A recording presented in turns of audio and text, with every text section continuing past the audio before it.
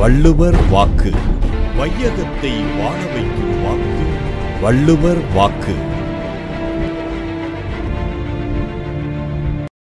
தமிழ் நெஞ்சங்களுக்கு அன்பு வணக்கங்களும் வாழ்த்துக்களும். இந்த இனிமையான காலை பொழுதில் தொலைக்காட்சி முன்பு அமர்ந்து கொண்டு திருக்குறள் தாத்தா என்ன சொல்றாரு என்று ஆவலாக கேட்டு ஆர்வமாக இருக்கிற உங்களுக்கு என்னுடைய வாழ்த்துக்கள். வளர்ச்சி என்பது உடம்பால் மட்டும் ஏற்படக்கூடாது, உள்ளத்தாலும் ஏற்பட வேண்டும். ஆளும் வளரணும், அறிவும் வளரணும். நேற்று இருந்த அறிவை விட இன்று சற்று கூடுதலாக இருக்க வேண்டும். நேற்று இருந்த பண்பை விட இன்று அதிகமாக இருத்தல் வேண்டும். இந்த வளர்ச்சிக்கு துணை புரிவது திருக்குறள் ஆகும். இன்றைக்கு பார்க்க இருக்கும் குறள், வீழ்நாள் படாமை நன்று ஆற்றின் அக்தொருவன் வாழ்நாள் வழியடைக்கும் கல். குறளோட பொருள் என்னவென்று பார்க்கலாமா?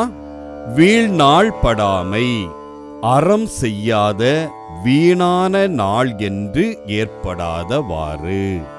நன்று ஆற்றின், நன்மை தரும் அறத்தை செய்தால் அஃது, அந்த செயலானது வாழ்நாள் வழி அடைக்கும், மீண்டும் பிறக்கின்ற வழியை அடைக்கும். கல் கல்லாகும்.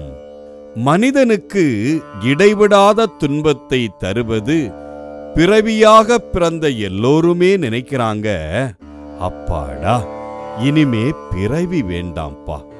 நம் நாட்டில் உள்ள சமயங்கள் கூட மீண்டும் பிறவாமல் இருப்பதை பற்றி கூறுகின்றன. தருமத்தை செய்தால் அந்த தருமம் மீண்டும் பிறவி எடுப்பதை தடுக்கும், பிறவியாகிய வழியை அடைத்துவிடும்.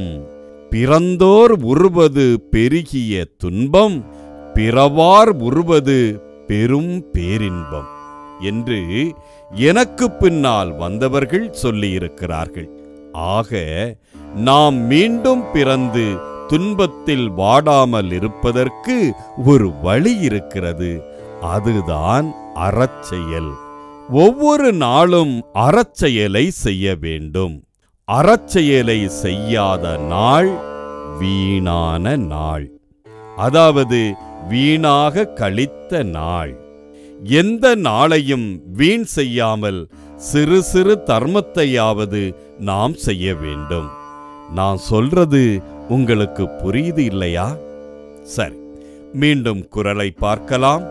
வீழ்நாள் படாமை நன்று ஆற்றின் அஃதொருவன் வாழ்நாள் வழியடைக்கும் கல்.